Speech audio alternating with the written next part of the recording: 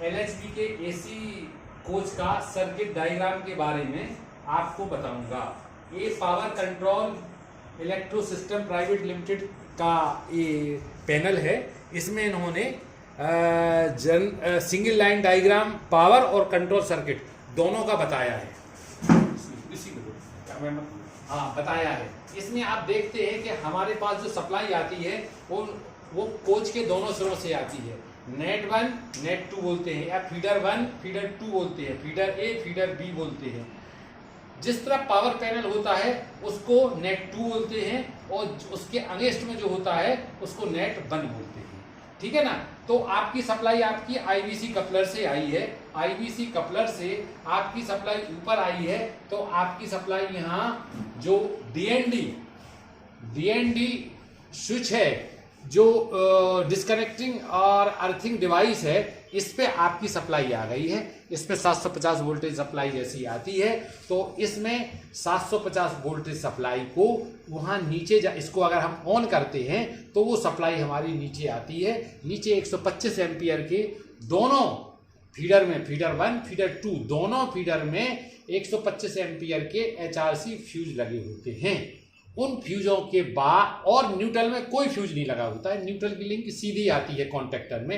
ये यहाँ पर K01 में आती है, K02 में सीधी लिंक आती है।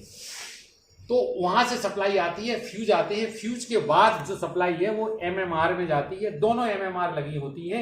एक फीडर 1 की एमएमआर लगी होती है, एक एसके K03 होती है, एक एसके K04 लगी होती है।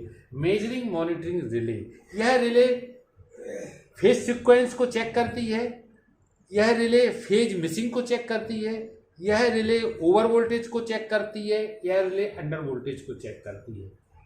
ये जो रिले है, इसके जो कॉन्टेक्ट NONC होते हैं, जो इसका 11 लगा रहता है ये कॉमन होता है, और जो 14 लगा रहता है ये नॉर्मली ओपन होता है। जब सब कुछ ठीक है तो 11-14 नॉर्मली क्लोज हो जाता है। नॉर्मली 12 जो कॉन्टेक्ट होता है और 11 से जो होता है जो नॉर्मली क्लोज होता है। इसी प्रकार इसमें जो सर्किट मेरा बना हुआ है, जो 11 है वो कॉमन है, 11 से 12 आपका नॉर्मली क्लोज रहता है, और 11 से 14 आपका नॉर्मली ओपन रहता है। जैसे ही इसमें वोल्टेज आता है और सब कुछ ठीक ठाक है तो ये इसको क्लोज कर देती है, और इसका सिग्नल आपका माइक्रो प्रोसेसर कंट्रोलर को दे देती है कि सब कुछ ठीक है, फेज सीक्वेंस बराबर है, फेज मिसिंग नहीं है, सब कुछ ठीक है। आफ्टर दैट जैसे हम इसमें सप्लाई ऑन करते हैं, पावर सप्लाई ऑन करते हैं, after that power supply on करने के बाद अब हमको ये सिलेक्ट करना पड़ता है कि हमें फीडर 1 की सप्लाई चाहिए कि फीडर 2 की सप्लाई चाहिए। इनमें जो भी सप्लाई अवेलेबल हो या जो हमको लेना हो वो सप्लाई आपकी तुरंत आप सिलेक्ट करके नेट 1 नेट 2 करके कर सकते हो।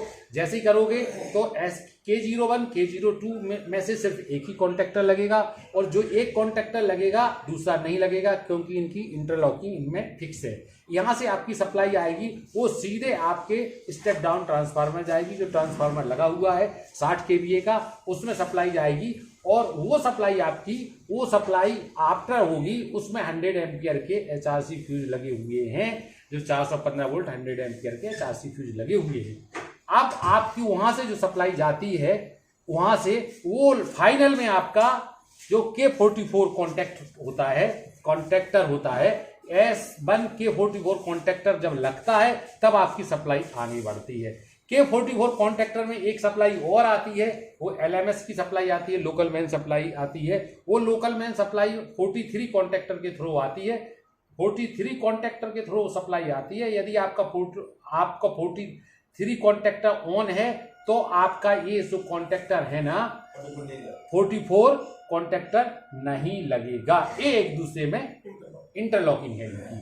आफ्टर दैट एक आपकी एमएमआर और लगी हुई है, जो आपकी 45 है, S1 की 45 ये एमएमआर लगी हुई है। यहां से सब कुछ ठीक होने के बाद आपकी सप्लाई 44 कॉन्टेक्टर से दो RYB एक गया है, एक कंट्रोल पैनल के लिए, दूसरी वायर गए हैं, फेज गए हैं दूसरे कंट्रोल पैनल के लिए, पावर पैनल के लिए। तो इनमें सभी आपका ब्लोअर मोटर, दोनों कंप्रेसर मोटर, कंडेंसर मोटर और हीटर के लिए आपकी सप्लाई जाती है। सेम दूसरे प्लांट में ब्लोअर वेंटिलेशन के लिए जाती है। फैन यूनिट नंबर 2 और 2 का 21, 22 कंप्रेसर हो गए, और एक कंडेंसर हो गए आपके, 221 और 2122 आपके ये हो गए और ये हीटर हो गया आपका। अब आपका ये माइक्रो प्रोसेसर ये लगा हुआ है। माइक्रो प्रोसेसर से पूरी आपकी सप्लाई आती है, पूरे आपके प्रेशर ट्रांसड्यूसर के सिग्नल आते हैं। इसमें आप बाईपास रोटरी स्विच ऑटो पे डालना है या मैनुअल पे डालना है। उससे अगर ऑटो पे डालोगे तो ऑटो पे पूरा फंक्शन करेगा, इसके अनुसार काम करेगा। यदि आपने मैनुअल पे डाल दिया तो आपका ये बाईपास हो जाएगा। That's all. इसके बाद आपका एक 5 kVA का ट्रांसफार्मर लगा हुआ है जिसकी 2 MCB लगी हुई है, एक इनपुट में एक आउटपुट में। दोनों MCB को ऑन करने पर आपको 415 वोल्टेज सप्लाई को 190 वोल्टेज सप्लाई में बदल देती है, जो 190 वोल्टेज सप्लाई आपके मोबाइल चार्जर के लिए काम आती है। अब आपकी जो बैटरी को सप्लाई आती है, एक RBC लगा हुआ है और RBC कम EBC तो जो लगा हुआ है तो उसको सप्लाई आती है, तो उसका एक 60 नंबर MCB लगा हुआ आता है। उसको हम ऑन करने से हमारे इसमें सप्लाई आती है, बैटरी में सप्लाई आती है। बैटरी के 2 फ्यूज है 25-25 एम्पियर के, 42, 43, 42 पॉजिटिव है, 43 नेगेटिव है।